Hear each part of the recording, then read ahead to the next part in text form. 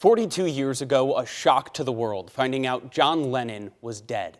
The singer, songwriter, activist, and a founder of the Beatles had fame across the globe, and news of his death hit hard, even in our area.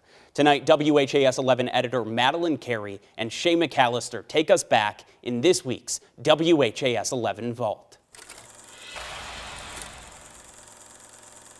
It was a tragedy that brought Kentuckiana together. When he died, I thought that the soul of rock and roll was gone forever. On December 8, 1980, John Lennon was fatally shot by a crazed fan, Mark David Chapman. The loss deeply affecting many Louisvillians, longtime fans who had traveled out of state to see the music legend. Lennon never toured in Louisville, but he and the Beatles played once in Indianapolis and twice in Cincinnati, where the band took the time to explain the impact of their music. How do you explain the reaction of teenagers to your type of music, the various feelings that you instill in them?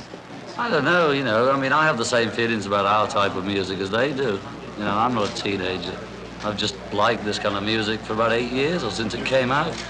It's just good, good fun. Music. It's good fun music. Lennon's death was preceded by a special time in his life, a 5-year hiatus from music where he placed his focus on being a house husband to wife Yoko Ono and their son, Sean. His return to music, Double Fantasy, was a collaboration with Ono and a celebration of this period of domestic bliss, remembered as one of the happiest of his life. The photo on the back of the album famously displays the couple standing outside their home in the Dakota Building in New York, where Lennon was shot not even a month after its release.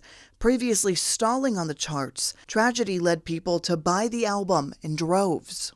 We're out completely. We got 3 cassettes left. And at the Grammys, the album of the year is John Lennon, Yoko Ono, Double Fantasy. One album of the year.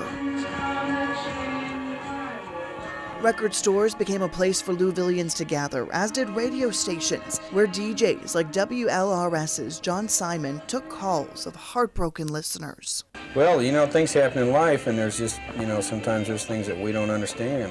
You got to opt and say, well, the big guy's in control of this one. Nobody knows why this one happened. People who came as strangers left those radio stations as friends after gathering together to sing the legend's music.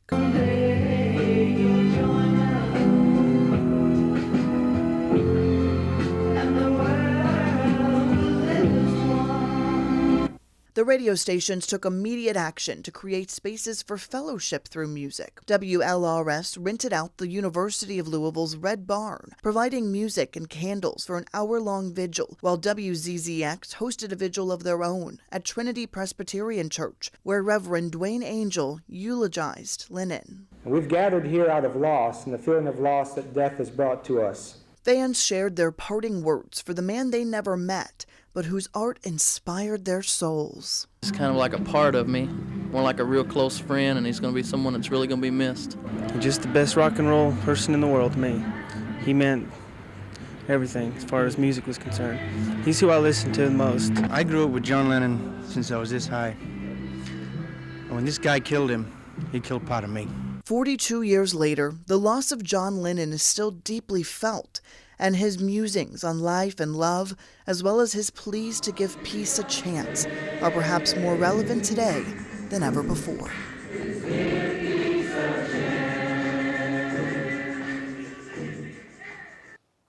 If you want to see more stories like this from the WHAS 11 Vault, you can find them on the WHAS 11 Plus streaming app. It's available on Roku and Amazon Fire TV.